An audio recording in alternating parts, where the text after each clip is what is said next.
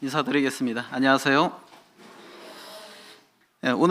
오늘 본문 말씀은 여호수아 24장 1절로 28절입니다.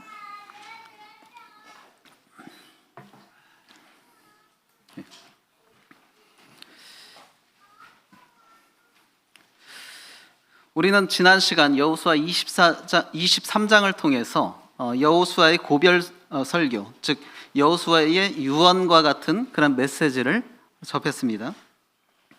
오늘은 그 연장선상으로 여호수아 24장 역시 여호수아의 마지막 고별 설교 중 하나라고 볼 수 있는데요. 여호수아가 백성들과 함께 가나안 땅을 정복하고 이제 땅까지 분배한 이후에 여호수아가 백성들에게 강조하고 있는 것이 여호수아 24장의 말씀입니다. 그런데 그 포인트가 뭐냐? 24장 말씀 전체가 길기 때문에 다 읽지는 않고요. 24장 14절로 15절만 읽도록 하겠습니다. 여호수아 24장 14절로 15절. 자, 함께 읽겠습니다. 시작. 그러므로 이제는 여호와를 경외하며 온전함과 진실함으로 그를 섬기라. 너희의 조상들이 강 저쪽과 애굽에서 섬기던 신들을 치워버리고 여호와만 섬기라. 만일 여호와를 섬긴 것이 너희에게 좋지 않게 보이거든 너희 조상들이 저기서 섬기던 신들이든지 또는 너희가 거주하는 땅에 있는 아모리 족속의 신들이든지 너희가 섬길 자를 오늘 택하라. 오직 나와 내 집은 여호와를 섬기겠노라 하니. 우리는 여호수아 24장에서 가장 유명한 구절이라고 한다면 너희가 섬길 자를 오늘 택하라. 오직 나와 내 집은 여호와를 섬기겠노라 하는 이 말씀이 가장 유명할 것이고 가정마다 이 말씀을 액자로 해서 걸어놓은 가정들도 많이 봤습니다. 그런데 저는 그 구절보다도 14절에 여호와만 섬기라 라는 이 문구로 오늘 메시지를 전하고자 합니다. 여호와만 섬기라. 우리 사회는 종교다원 사회입니다. 자, 종교다원 사회이기 때문에 이 종교도 좋고 저 종교도 좋고 그리고 많은 종교가 함께 공존하기 위해서는 화합해야 합니다. 그런데 우리가 믿는 기독신앙은 유일신신앙입니다. 여호와만 섬기라. 유일신신앙. 그런데 일반인들이 기독교에 대해서 좋게 생각하는 부분도 있지만 가장 반감을 갖는 부분이 어떤 부분이냐? 바로 이 유일신신앙이라는 거죠. 여호와만 섬기라. 어떻게 니들 신만 옳다고 하느냐? 니들 신만 섬겨야 된다고 하느냐? 어떻게 너희들에게만 구원이 있다고 하느냐? 라고 하면서 가장 반감을 갖는 부분이 이 유일신신앙이죠. 여호와만 섬기라. 그런데 이 유일신신앙은 기독신앙의 정체성 중 굉장히 중요한 요소입니다. 우리가 믿는 기독신앙의 정체성이 몇 가지가 있습니다. 그 정체성에서 벗어난 단체들을 우리는 기독교를 표방하지만 기독교를 표방한다 할지라도 기독신앙의 정체성을 벗어난 이들을 우리는 이단이라고 합니다. 그런데 이 종교다원 사회에서 배척받고 있는 이 유일신신앙이 기독신앙의 중요한 정체성이라는 것이죠. 이것을 벗어나면 이단입니다. 그렇다고 한다면 우리는 참다운 교회를 지향하고 그리고 또 참다운 교회로서 부흥하기를 원합니다. 그렇다고 한다면 참다운 교회는 기독신앙의 정체성인 유일신신앙에 충실해야 할 것입니다. 그런데 이 유일신신앙에 충실해야 된다. 이것은 너무나 당연한 것이기 때문에 거론하는 것조차 새삼스럽게 느껴지죠. 아니, 그걸 당연한 거 아니야? 굳이 거론할 필요가 없을 만큼 당연히 지향해야 되는 거 아니야? 이렇게 생각할 수 있습니다. 그런데 정말 우리는 진정한 유일신신앙에 대해서 충실하고 있는가? 이 부분에 대해서 또 고찰해 보기를 원합니다. 자, 하나님만을 섬기라, 여호와만 섬기라. 이 부분 매우 도전적이고 강력한 말씀이죠. 자, 우리가 속해 있는 이 종교다원 사회에서는 결코 용납되지 않는, 그리고 많은 반감을 주는 기독신앙의 정체성입니다. 유일신신앙. 그런데 지금 여호수아가 이 백성들에게 마지막으로 강조하고 있는 것이 유일신신앙이다. 여호와만 섬기라. 14절에 여호와만 섬기라. 이것을 강조하고 있습니다. 그도 그럴 것이요. 이스라엘 백성들에게는 특별히 이것이 강조되었어야 했던 이유가, 그들이 애굽에 속박되어 있을 때는 애굽은 다신 사상이었죠. 여러 신이 있었습니다. 그리고 또 지금 들어온 가나안 족속들이 섬겼던 신들 역시도 다신 사상이었습니다. 특별히 그들이 그 가나안 족속들이 섬겼던 신 중에서는 그 교리 자체가 하나님의 뜻에는 너무나 멀어져 있는 그러한 교리를 추구하는 그러한 신들도 많이 있었기 때문에 여호수아는 이 시점에서 여호와만을 섬기라고 강력하게 말할 수밖에 없었습니다. 그러면 우리가 종교다원 사회에서 그런 도전을 받을 수 있습니다. 왜 너희 하나님만 섬겨야 된다고 너희는 주장하느냐? 왜 다른 종교를 존중하지 않느냐? 라고 이렇게 도전해 올 때 우리는 뭐라고 말해야 하는가? 많은 변증학적인 그런 답변이 있을 수 있는데요. 성경이 바로 그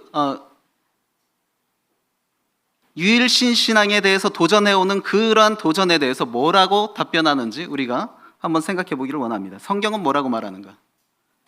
역대상 16장 26절 주보에 기록되어 있는데요. 같이 한번 읽어보겠습니다. 자, 시작. 만국의 모든 신은 헛것이나 여호와께서는 하늘을 지으셨도다. 성경은 유일신신앙의 당위성을 이렇게 말하고 있습니다. 하나님께서 이 하늘을 지으신 분이시기 때문에. 왜 하나님만을 섬겨야 되느냐? 하나님께서 이 세상을 창조한 창조주이시기 때문에 하나님만을 섬겨야 하는 것이 당연하다라고 성경이 이렇게 말하고 있습니다. 많은 종교가 있지만 이 세상의 기원에 대해서 말하고 있는 종교는 없습니다. 물론 아브라함 계열의 종교들이 대부분 유일신 신앙이고 유신론적 창조론을 추구하죠. 이슬람교라든지 유대교. 그래서 다 아브라함 계열의 종교죠. 기독교까지. 이런 종교들 외에는 이 세상의 기원에 대해서, 그리고 이 세상을 자신들이 섬기고 있는 신이 창조했다라는 그러한 주장을 하지 않습니다. 하나님께서 이 세상을 창조하신 창조주라고 한다면 유일신 신앙의 의무는 피조물로서의 마땅한 본분이다라는 것이죠. 나를 창조하신 그 주인을 섬기는 것은 선택사항입니까? 마땅한 일입니까? 마땅한 일이죠.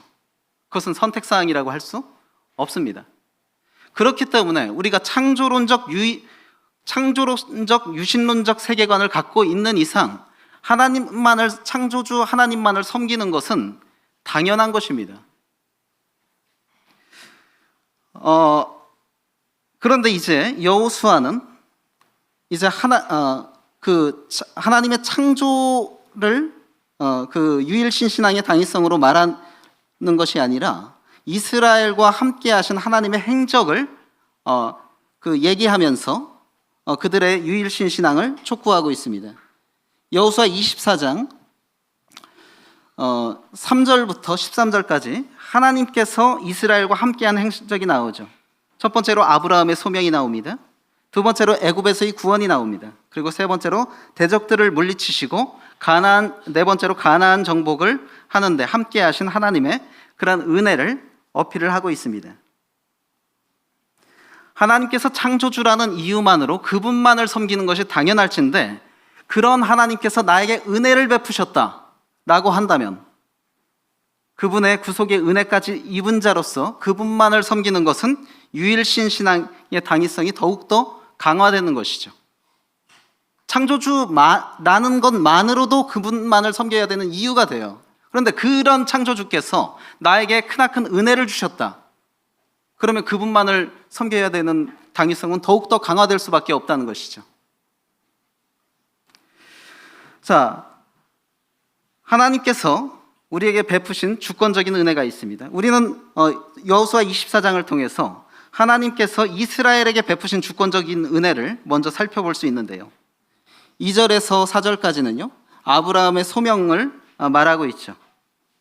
하나님은 주권적으로 아브라함을 택하셨습니다. 자, 이것은 하나님께서 아브라함을 택하신 부분에 있어서 온전한 주권을 행사하신 것입니다. 아브라함을 하나님께서 왜 택하셨는가? 자, 아브라함이 족장시대였고 욥도 족장시대였습니다. 욥과 아브라함을 좀 비교해 볼까요? 욥은 어떤 사람이었는가? 하나님께서 욥에 대해서 평가하시기를 그와 같이 순전하고 정직하며 하나님을 경외하며 악에서 떠난 자가 세상에 없느니라 라고 하면서 욥을 칭찬하십니다. 이런 사람이었고 욥이 자기 아들이 범죄했을까 봐 매번 제사를 드렸습니다. 이처럼 욥은 하나님을 경외하면서 잘 섬겼던 하나님께서 인정하는 사람이었습니다. 그리고 에스겔은 성경에 등장하는 인물 중에서 세 사람을 의인으로 꼽았는데 첫 번째가 노아였습니다. 그 다음에 욥이었습니다. 그 다음에 다니엘이었습니다. 이제 에스겔도 의인으로 꼽은 세 명 중 한 명입니다. 욥이. 그런데 같은 족장 시대에 살았던 아브라함은 어떤 사람이었는가? 여호수아가 아브라함의 배경에 대해서 2절에서 말하고 있는데요. 여호수아가 모든 백성에게 이르되 이스라엘 하나님 여호와께서 이같이 말씀하시기를 옛적에 너희 조상들 곧 아브라함의 아버지 나홀의 아버지 데라가 강 저쪽에 거주하여 다른 신들을 섬겼으나 아브라함의 아버지 데라는 우상 숭배자였습니다. 아브라함이 아버지의 그 우상 숭배에 얼마나 관여하고 동참했는가 우리는 알지 못하지만 분명한 것은 그가 우상 숭배의 배경에서 성장하고 자랐다는 것입니다. 그렇다면 인간적인 관점에서 누구를 택하는 것이 욥과 아브라함 중 선민의 조상으로서 누구를 택하는 것이 하나님께 유익합니까? 욥을 택하는 것이 하나님께 더 유용할 수 있습니다. 왜? 하나님께서도 흠을 발견하지 못한 욥, 그리고 하나님을 경외하는 그런 배경 가운데서 살았던 욥, 차라리 이 사람을 선민의 조상으로 택하는 것이 하나님께 훨씬 수월하고 이득이 될 텐데 하나님은 욥을 택하신 것이 아니라 누구를 택하셨느냐? 우상 숭배의 배경하에서 성장했던 아브라함을 택하셨습니다. 왜 그렇게 하셨는가? 이유를 알지 못합니다. 분명한 것은 로마서의 9장의 16절에서 말하고 있는 것처럼 원하는 자로 말미암음도 아니요 다른 박질하는 자로 말미암음도 아니요 오직 긍휼히 여기시는 하나님으로 말미암음이니라. 여기는 하나님이 왜 욥이 아니라 아브라함을 택하셨는가? 여기에선 이유가 없습니다. 하나님의 주권으로, 하나님의 긍휼로 아브라함을, 비록 욥보다 그 신앙적인 배경이 좋지 않았지만 아브라함을 선민의 조상으로 부르셨습니다. 이처럼 하나님께서 주권적으로 이스라엘을 택하신 것을 볼 수가 있는데 우리 역시도 하나님의 주권적인 선택을 받은 사람이라고 할 수 있습니다. 저는 극단적 예정론을 극단적으로 적용하는 것을 꺼려합니다. 하나님께서 구원받은 사람을 따로 정해놓으셨고 지옥 갈 사람은 따로 정해놓으셨다. 예정론을 극단적으로 적용하는 것이죠. 저는 거기에 동의하지 않습니다. 그럼에도 불구하고 성경의 여러 진술을 봤을 때 하나님의 선택, 그 주권적인 선택의 은혜는 거부할 수 없습니다. 아브라함만을 봐서도 그렇고요. 우리는 어떻습니까? 우리 한국이 정말 하나님께 은혜 받을 만한 나라라서 지금 이렇게 기독교가 흥왕해졌고 더 나아가서 미국 다음으로 손에 꼽는 선교 국가가 되었는가? 제가 보기엔 이 한국이 하나님 앞에 은혜 받을 조건이 하나도 없었습니다. 온갖 무속신앙에 찌들어 있었고 복음 전하러 온 하나님의 종들의 목을 쳤던 나라입니다. 이 나라는 하나님의 진노를 받았어야 되는 나라입니다. 그런데 하나님께서 이 나라를 선택하시고 복음이 흥왕케 하시고 이제는 더 나아가 선교 국가로 세워주셨다는 것은 정말 하나님의 주권적인 선택이었다라고 밖에 말할 수 없는 것이죠. 그 옛날 이스라엘 백성들이 받았던 아브라함이 주권적인 선택의 은혜를 받았던 것처럼 이 한국 땅에 살고 있는 우리 역시도 하나님의 주권적 선택의 은혜를 받은 사람이라고밖에 말할 수 없는 것입니다. 참 한국의 배경은 독특합니다. 제가 보기엔 정말 하나님께서 이 한국을 너무나 사랑하시는 것 같아요. 왜냐하면 강대국들이 제국주의 그 사상에 젖어들었을 때 약소국들을 하나라도 더 식민지 만들려고 노력했지 않습니까? 그래서 유럽 국가들이 복음을 전하는 나라들이 대부분 총과 칼과 함께 복음이 들어갔습니다. 총과 칼과 함께 복음이 들어갔어요. 그렇기 때문에 그들이 복음에 대해서 반감을 가질 수밖에 없었습니다. 그런데 우리 한국은 일본이 총칼로 침략을 했지만 그들이 복음을 갖고 들어오지 않았어요. 복음은 누가 갖고 들어왔습니까? 서방의 선교사들이 갖고 들어왔고, 일제에 의해서 수탈당하는 우리 한국인들을 불쌍하게 보고 선교사들이 그런 부분에 많은 도움을 줬습니다. 그리고 그 세계에 이 한국의 실상을 알렸습니다. 일제에 탄압받는 한국의 실상을. 그렇기 때문에 우리는 복음에 대해서 우호적으로 반응할 수밖에 없었고, 그러한 것이 이 한국에서 엄청난 부흥의 역사를 이루는 하나의 요소로 작용했다고 봅니다. 정말 한국은 독특한 그런 상황에서 하나님의 독특한 은혜를 입은 나라였다라는 생각을 해보지 않을 수 없습니다. 또한 하나님은 그분의 주권으로 이스라엘을 보호하시고 견인하셨습니다. 하나님의 선택을 받은 이스라엘이 정말 하나님 마음에 부합되게, 하나님 마음에 만족할 만하게 살았는가, 행했는가? 그렇다고 볼 수는 없죠. 그들은 하나님의 마음을 수시로 아프게 했습니다. 그럼에도 불구하고 하나님은 그들을 선택한 그 선택의 은혜를 거두어 가지 않으시고 결국에 가나안 땅까지 인도하셨던 것이죠. 여기에 많은 우여곡절이 있었죠. 발락의 사주를 받아서 이스라엘을 저주하게 하려고 했는데 하나님께서 주권적으로 발람의 입술에 개입하셔서 저주가 아닌 축복을 하게 하시고, 그리고 가나안 땅에 들어갔을 때 이스라엘 백성들이 갖고 있었던 무기는 기껏해야 칼이었지 않습니까? 가나안 족속들은 철병거를 갖고 있었어요. 그러니까 오늘날로 따지면 소총 가지고 전차 앞에 들이대는 그러한 전쟁의 양상이었는데, 이것은 승산이 없는 전쟁이었음에도 불구하고 하나님의 은혜로 기적적인 승리를 거두게 되었던 것이죠. 이처럼 하나님은 그분의 주권으로 우리를 보호하고 인도하십니다. 우리 역시도 하나님께서 구원받게 하시고 여전히 그 구원받은 그 삶 가운데로 인도하시고 보호하신다는 것입니다. 우리는 한 번 구원받은 사람이 다시 그 구원을 잃어버리지 않는다고 확신합니다. 하나님의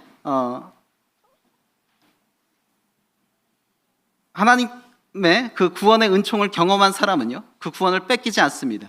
잃어버리지 않습니다. 하나님이 우리를 그분의 손에서 놓지 않기 때문에. 그런데 우리는 구원의 열매로서 그 구원을 증거합니다.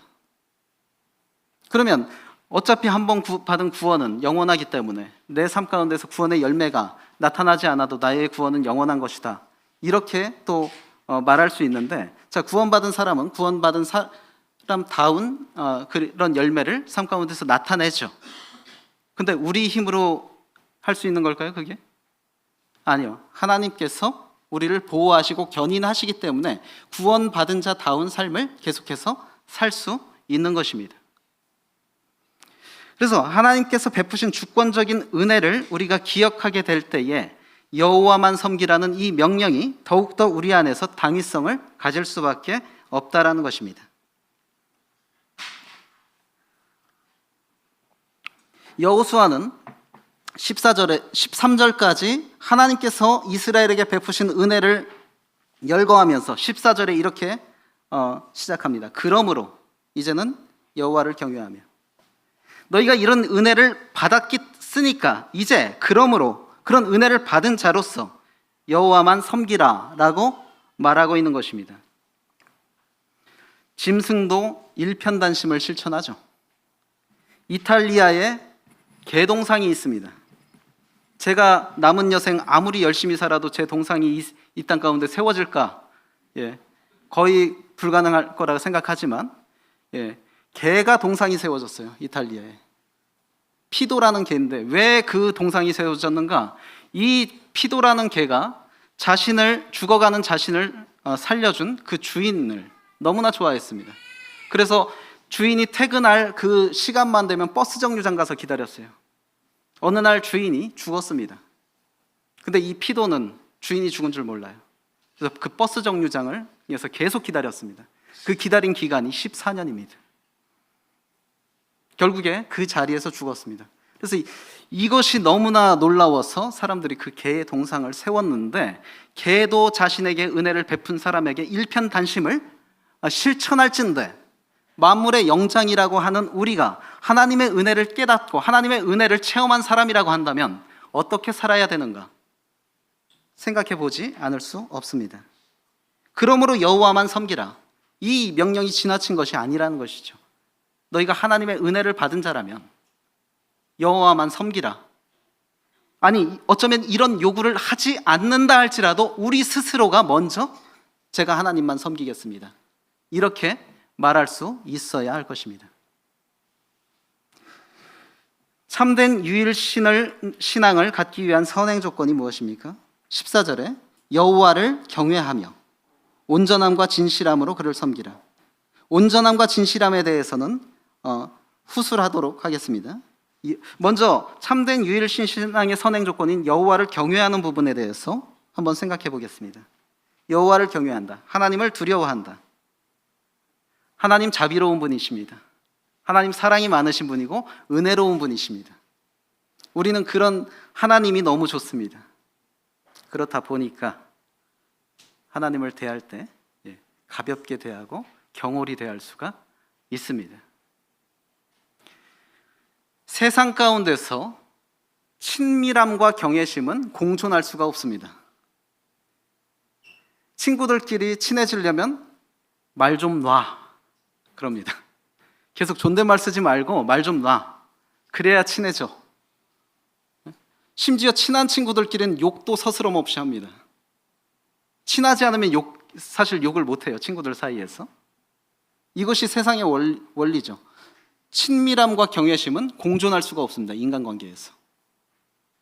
근데 하나님이 우리에게 자비롭고 은혜롭고 친밀하신 분이라고 해서 우리가 그것이 하나님께 대한 경외심을 잃어버려도 되는 이유가 될 수는 없습니다.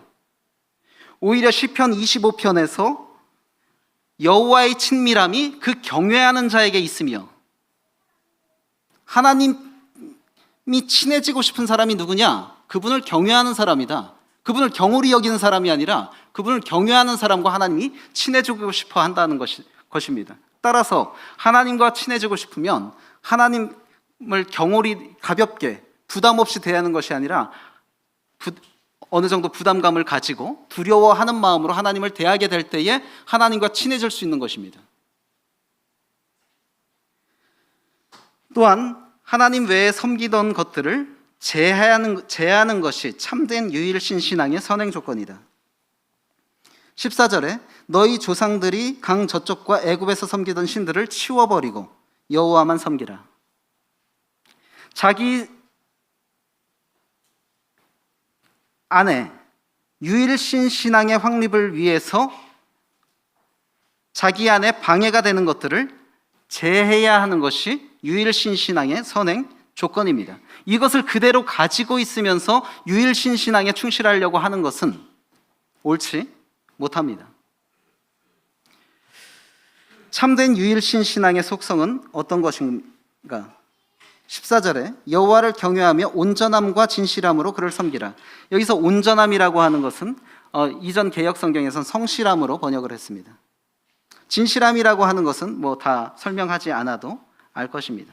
그럼 이러한 온전함과 진실함에 부합된 속성이 어떤 것인가? 15절에 보면요, 만일 여호와를 섬기는 것이 너희에게 좋지 않게 보이거든 너희 조상들이 강 저쪽에서 섬기던 신들이든지 또는 너희가 거주하는 땅에 있는 아모리 족속의 신들이든지 너희가 섬길 자를 오늘 택하라. 하나님을 섬기는 것이 좋아 보이기 때문에 우리가 하나님을 섬겨야 되는가? 하나님을 섬기니까, 교회를 다니니까 사업도 잘 돼. 교회를 다니니까 인맥이 넓혀지니까 사업이 잘 돼. 교회를 다니니까 이런저런 유익이 있어. 이런 이유 때문에 하나님을 섬겨야 하는 것인가 하는 것입니다. 참된 유일신 신앙은 하나님만을 섬기되 조건 없이 섬기는 것입니다. 여호수아는 지금 그것을 말하고 있습니다. 여호와를 섬기는 것이 좋지 않게 보이거든 너희들 좋아 보이는 대로 그 신을 섬겨라. 나는 그것과 상관없이 여호와만을 섬기겠다. 하나님만을 조건 없이 섬기는 것이 참된 유일신 신앙의 속성입니다. 왜요? 하나님이 우리를 조건 없이 사랑하고 선택하셨기 때문에. 우리가 하나님께서 사랑받을 조건이 있어서 하나님께서 사랑하신 것이 아니라 무조건적으로 우리를 사랑하고 선택하셨기 때문에 우리 역시도 그분께 대한 합당한 보답으로서 조건 없이 그분만을 섬기는 것이 마땅한 것입니다. 또한 하나님만을 섬기는 데 자발적으로 섬기는 것이 참된 유일신 신앙의 속성입니다. 자발적으로. 지금 여호수아는 강요하지 않습니다. 나는 오직 나와 내 집은 여호와를 섬기겠노라. 너희가 선택해라. 강제성이 개입되는 순간 그것은 참된 예배가 될 수 없습니다. 예배라는 것은 자발적인 심령에서 비롯되는 것이고 전제되는 것이죠. 그런데 어떤 것에 의해서 외압이 들어가서 강제성을 띠는 순간 그것은 참된 예배라고 할 수 없습니다. 하나님은 참되지 않은 예배를 받기를 원하시지 않습니다. 또한 하나님만을 비장한 마음으로 섬기는 것이 참된 유일신 신앙입니다. 자, 백성들이 여호수아의 그 촉구를 듣고서 우리가 여호와만을 섬기겠습니다 했더니 19절에 여호수아가 뭐라고 하는가? 백성에게 이르되 너희가 여호와를 능히 섬기지 못할 것은 그는 거룩하신 하나님이시요 질투하신 하나님이시니 너희의 잘못과 죄들을 사하지 아니하실 것임이라. 만일 너희가 여호와를 버리고 이방신들을 섬기면 너희에게 복을 내리신 후에라도 돌이켜 너희에게 재앙을 내리시고 너희를 멸하시리라 하니. 자, 하나님만을 섬기는 것은요, 지금 여호수아가 말하고 있는 것은 하나님만을 섬기는 것이 그렇게 쉬운 일이 아니다라는 것을 말하고 있는 것입니다. 쉽게 말할 일이 아니다. 너희들 가볍게 말할 일이 아니다. 하나님만을 섬기려고 하는 마음은요, 비장한 마음으로 각오해야 하는 것입니다. 그렇지 않을 때 우리는 베드로의 모습을 갖출 수 있습니다. 주님 앞에서 호언장담했지만 결국에 자신의 그 약속을 지키지 못한 베드로처럼 우리도 그렇게 될 수 있다는 것이죠. 하나님만을 섬긴다는 것은 비장한 마음으로 각오해야 하는 것입니다. 진정한 유일신 신앙에 거하는 것은 어떤 것일지 우리가 생각해 봐야 합니다. 간혹 과격한 기독교인들 중에 유일신 신앙에 투철하기 위해서 단군상의 목을 회파한다든지 사찰에 방화를 저지른다든지 이런 것이 유일신 신앙에 투철한 것인가? 그것이 아니죠. 참된 진정한 유일신 신앙에 거하는 모습이 어떤 것인가?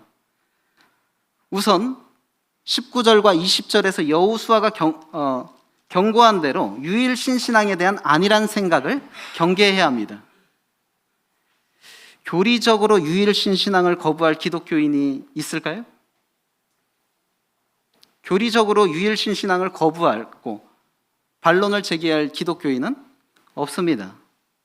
그런데 내가 교리적으로 유일신 신앙에 지적으로 동의한다고 해서 그것이 내가 유일신 신앙에 투철한 것이다 그렇게 생각해서는 안 됩니다.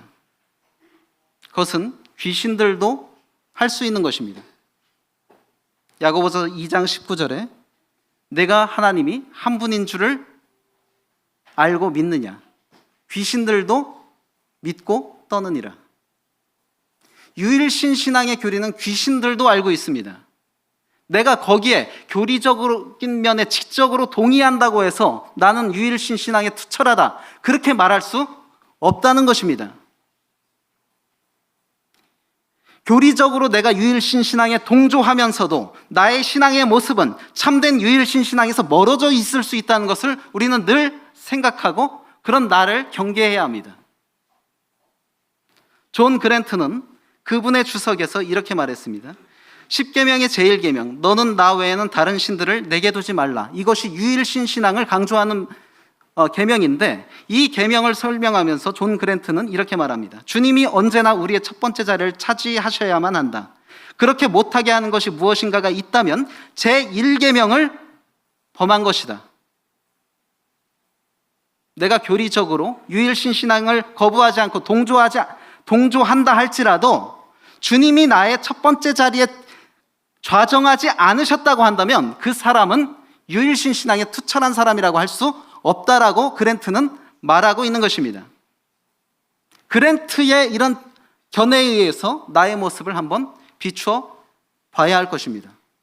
그렇다고 한다면, 그랜트의 견해에 의하면 나는 유일신 신앙에 투철한 사람인가? 골로새서 3장 5절에 탐심은 우상숭배니라 라고 말하고 있습니다. 내가 우상숭배를 한 적이 없다고요? 나는 하나님만을 섬겨왔다고요? 아니요. 골로새서의 진술에 의하면 탐심이 우상숭배라고 말하고 있고, 하나님을 믿는다고 하는 내 안에 탐심이 있다고 한다면 나는 우상숭배자인 것입니다. 탐심이라는 것은 어떤 것인가? 나의 내면에 하나님을 향한 갈망으로 충만해야 하는데 그것을 능가하는 다른 갈망이 있다고 한다면 그것이 우상숭배인 것입니다. 하나님을 향한 나의 갈망을 능가하는 어떤 것, 그 욕망. 그래서 탐심의 제거가 유일신 신앙의 중요한 요소라는 것을 우리는 기억해야 합니다. 당군상이 우상이라고 해서 당군상의 목을 잘랐어요, 기독교인들이. 아니, 그러기 전에요. 그렇게 유일신 신앙에 투철하고 싶었다고 한다면 당군상의 목을 자르는 것이 아니라 나의 마음을 도려냈어야 합니다. 나의 마음에 있는 탐심을 도려냈어야 합니다. 모든 기독교인들이 그것에 충실했다고 한다면 오늘날 기독교가 이렇게 타락하지 않고 사회적인 지탄을 덜 받았을 것입니다. 하나님의 구원의 은혜를 기억함으로 우리는 진정한 유일신 신앙에 거해야 합니다. 여호수아가 유일신 신앙을 촉구하면서 백성들에게 한 것은 하나님께서 그들을 택하시고 인도하신 것을 열거했죠. 우리 역시도 유일신 신앙에 거하기 위해서 하나님의 은혜를 기억해야 되는데, 하나님의 은혜 중에서 가장 큰 은혜는 뭐라고 할 수 있습니까? 구원의 은혜죠. 구원의 은혜만큼 큰 은혜가 없습니다. 그런데 우리는요, 삶 가운데서 주어지는 소소한 어떤 물질적인 은혜에 대해서 너무나 감사하고 감격하고 기쁨 지수가 올라가는데, 구원의 기쁨에 대해서는 얼마나 기쁨 지수가 올라가고 거기에 사로잡혀 있는가 돌아봐야 할 것입니다. 오늘 휴가 나온 우리 형제가 있습니다. 저 형제가 군대 안에서 맛있는 과자 많이 주는 게 좋겠습니까? 맛있는 거 못 먹어도 밖에 나오는 게 좋겠습니까? 맛있는 거 못 먹어도 밖에 사회에 나오는 게 더 좋은 거예요. 마찬가지로 우리가 이 세상에서 천국의 소망 없이 좋은 거 많이 누리는 거 하고 그런 거 못 누리지만 난 결국에 장차 천국에 갈 수 있다는 그런 소망을 갖는 거하고 어떤 것이 더 큰 기쁨이고 큰 은혜인가? 우린 거기에 주목해야 합니다. 거기에 주목하게 될 때에 하나님만을 섬겨야 되는 당위성이 더 강화되는 것이고, 그분만을 섬기는 유일신 신앙에 더 충실해지게 되는 것입니다. 그렇기 위해서는 복음을 자주 접해야 돼요. 복음은 불신자들에게만 필요한 것인가? 혹시 복음이 기독교라는 이 과정 안에 입문하기 위한 관문으로 여겨지지는 않는가? 아닙니다. 복음은 미적분을 풀기 위해서 거쳐야 하는 구구단과 같은 과정이 아니라 구원받은 사람으로서 평생에 접해야 되는 교훈입니다. 복음과 멀어지는 그리스도인은 생기를 잃습니다. 우리는 구원받았다 할지라도 복음을 계속 들어야 합니다. 그리고 복음을 자주 접하게 될 때 구원의 기쁨을 상실하지 않을 수 있는 것이고, 그것이 내 삶의 능력으로 나타나는 것이죠. 그리고 구원 간증을 자주 할 수 있는 기회를 만들면 좋습니다. 구원 간증을 언제 해보셨는지 한번 돌아보시면 좋습니다. 그리고 지금 즉흥적으로 구원 간증을 시키면 나는 매끄럽게 구원 간증을 할 수 있는가 하는 부분도 생각해 보면 좋을 것입니다. 그런데 사실요, 믿지 않는 불신자들이 논리적인 복음보다도 더 그들에게 영향력이 있는 것은 내가 체험한 하나님, 내가 체험한 하나님의 역사, 그것이 더 영향력 있게 다가오는 경우가 많습니다. 유일신 신앙을 위해서 우리는 자성과 다짐을 늘 반복해야 합니다. 1절에 여호수아가 이스라엘 모든 지파를 세겜에 모으고 이스라엘 장로들과 그들의 수령들과 재판장들과 관리들을 부르매 그들이 하나님 앞에 나와선지라. 여호수아는 이스라엘을 세겜에 모았습니다. 그런데 그 세겜에 모여진 그 백성들에게 더 부연하고 있는 것이 하나님 앞에 나왔다라고 말하고 있습니다. 이 세겜이 어떤 장소인가? 이 세겜은요, 아브라함이 처음 제단을 쌓은 장소입니다. 그리고 야곱이 자기 가족들의 우상들을 묻었던 장소입니다. 왜 여호수아가 모든 백성들을 이 세겜으로 불러 모았는가? 상징적인 의미가 있습니다. 여기서 우상들을 다 묻었고 하나님만을 섬기고자 하는 그런 아브라함의 의지가 있었던 장소였기 때문에 유일신 신앙을 촉구하는 여호수아가 이 세겜에서 지금 백성들을 촉구하고 있습니다. 따라서 우리 역시도 믿음의 선진들이 남긴 유일신 신앙의 흔적을 되새겨야 합니다. 이 유일신 신앙을 고수하기 위해서 믿음의 선진들이 겪었던 고초, 또 이 유일신 신앙을 우리에게 잘 계승해 주기 위해서 그들이 했던 수고와 노력, 이런 것들을 우리가 기억해야 할 것이고, 또 하나님 앞에 모였다라고 말하고 있습니다. 하나님을 의식하며 유일신 신앙을 고수해야 합니다. 하나님이 내 앞에 있다고 늘 생각하면서 그분 앞에서 일편단심의 마음으로 그분을 섬겨야 할 것이고, 24절에서 24절로 27절까지 백성들이 다짐한 것을 돌로 증거를 삼고 있습니다. 자신의 고백과 증인을 늘 기억해야 할 것입니다. 우리는 하나님만을 섬기겠다고 다짐하는 순간이 있었습니다. 그것이 침례식입니다. 여호와만을 섬기겠노라고 다짐했던 그 시간에 많은 성도들이 증인으로 그 앞에 있었던 것을 기억해야 합니다. 그리고 자신의 고백과 그것을 목도한 증인들을 기억함으로 하나님께서 우리에게 요구하시는 참된 유일신 신앙에 거해야 할 것입니다. 그래서 여호수아가 마지막 이 시점에 백성들에게 촉구했던 여호와만을 섬기라라고 하는 유일신 신앙, 이것의 본질이 어떤 것인지 우리가 늘 기억하고 나는 참된 유일신 신앙의 소유자인지 늘 돌아보면서 거기서 일탈하지 않도록 노력해야 할 것입니다. 기도하시겠습니다. 주님 감사합니다. 저희가 예배가 헛된 우상이나 신에게 가는 것이 아니라 참되시고 유일하신 참 하나님께 가게 해주신 것을 인해서 감사를 드립니다. 저희가 온갖 수고를 평생 동안 헛된 것에 했다고 한다면 그처럼 불쌍한 인생이 어디 있겠습니까? 보잘것없는 예배를 할지라도 이것이 참되신 하나님께 간다는 것에 대해서 저희가 다행스럽고 감사하게 생각합니다. 여호수아가 백성들에게 촉구한 것처럼 여호와만을 섬기라는 이 교훈을 저희가 오늘날도 되새기기를 원합니다. 여호와만을 섬기는데 장애가 되는 것들을 저희 안에서 제거해 주시고 무엇보다도 탐심을 제거함으로 진정한 유일신 신앙에 거하는 저희들이 되게 해 주시기를 원합니다. 감사드리며 주 예수님 이름으로 기도했습니다. 아멘. 네, 감사합니다.